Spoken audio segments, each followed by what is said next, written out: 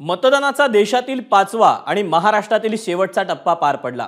मात्र मतदानाचा दिवस गाजला तो संथ गतीने होत असलेल्या मतदान प्रक्रियेमुळे। पाहुयात नेमकं काय काय झालं। वाद वाढता वाढता वाढे रांगात चोहीकडे, घसरला टक्का, आयोगावर वादाचा शिक्का। मतदारांची नावं गायब, मुद्दाम केला का कट? मुंबईसह अनेक भागांमध्ये मतदानाच्या दिवशी नवा वाद निर्माण झालाय।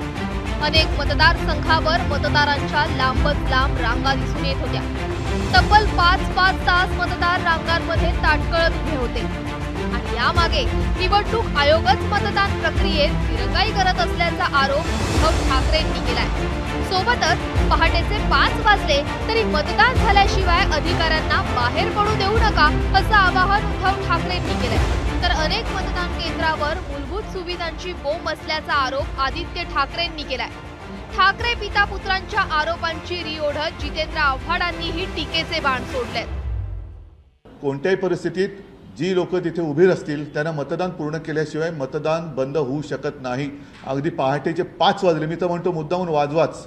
ज्यांना जे तिकडे निवडणूक अधिकारी किंवा प्रतिनिधी तिथे तुम्हाला विलंब लावत आहेत, कारण नसताना तुम्हाला छळतायत, तुमची ID, तुमची नावं, तुमचं सगळं ओळखपत्र ह्याच्यावरनं जो काही वेळ काढतायत ते तुमचं मतदान केल्याशिवाय त्यांना मतदान केंद्राच्या बाहेर पडू देऊ नका। मतदानाला उतरल्यानंतर जे पोलिंग बूथ्स आहेत तिथे सोयीसुविधा फार कमी आहेत। सगळे उन्हात उभे आहेत, 1-2 लोकांना चक्कर देखील आलेली आहे, पाण्याची सोय नाही आहे, पंखे नाहीत, सावलीत कुठेही रांगा उभ्या केल्या नाहीत। तसं पाहायला गेलं तर ही जबाबदारी पूर्ण आणि पूर्णपणे निवडणूक आयोगाची। आम्ही तिथे काहीच करू शकत नाही। प्रयत्न जरी केला तरी आमच्यावर केस होईल। कळवा मुंबऱ्यामध्ये सगळीकडे मतदान प्रक्रिया अतिशय हळू चालू आहे। लोक 3-3, 3.5 तास उभे आहेत। सकाळपासून लोक इथेच उभी आहेत, अजून हल्लेली सुद्धा नाहीत। मला कारण समजत नाही काय चालू आहे। उद्धव ठाकरे आणि आदित्य ठाकरे यांनी केलेल्या आरोपांना उपमुख्यमंत्री देवेंद्र फडणवीसांनी ट्विट करत उत्तर दिलंय। मुंबईत संथ मतदान होत असल्याची तक्रार आम्हीच सर्वप्रथम केली होती। नेहमीप्रमाणे उद्धव ठाकरेंचं रडगाणं सुरू झालंय। सवयीप्रमाणे ते मोदींवर आरोप करतायत असं फडणवीसांनी म्हटलंय। निवडणूक प्रक्रियेतील अधिकाऱ्यांनाही धमक्या दिल्या जात आहेत। 4 जून नंतरच्या स्थितीला सामोरं जाण्याची पार्श्वभूमी हे तयार करत असल्याचं ट्विट फडणवीसांनी केलं।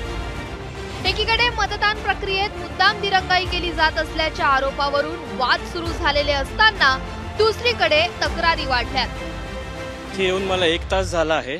म्हणतात आहे की ज्येष्ठ नागरिक आहे, मध्ये मध्ये येतात आहे, पण जर ज्येष्ठ नागरिक आहे तर त्यांच्यासाठी वेगळी सुविधा केली पाहिजे होती त्यांनी। गरमी असल्यामुळे थोडी व्यवस्था त्यांनी केली पाहिजे होती। लोकांना गरम वगैरे खूप होत आहे आणि लांबच लांब रांगा आहे, त्याच्यामुळे लोकांची खूप अवस्था एकदम खराब आहे त्याच्यामध्ये आतमध्ये असं बघायला गेलं तर। या सरकारला लक्षात आलं पाहिजे की दुपारच्या वेळा सगळ्यात लोक इकडनं परत जात आहेत, मतदार बघून, लाईन बघून, क्यू बघून, आणि त्यामुळे मतदान कमी होते। महिला आणि जे जरी वेगवेगळे असले तर लाईन जास्त आहे, प्रमाणात आहे, आणि जास्त प्रमाणात लाईन असून कर्मचारी तेवढे फास्ट मतदान करत नाही, त्याच्यामुळे या गरमीमध्ये आम्हाला खूप त्रास होत आहे। एकूणच महाराष्ट्रातील शेवटच्या आणि देशातील 5व्या टप्प्यातील मतदानाचा दिवस गाजला तो घसरलेल्या टक्क्याने, दिरंगाईच्या आरोपांनी आणि यादीतून नाव गायब झाल्याच्या तक्रारींनी। ब्युरो रिपोर्ट, ABP माझा, मुंबई। ABP माझा, उघडा डोळे बघा नीट।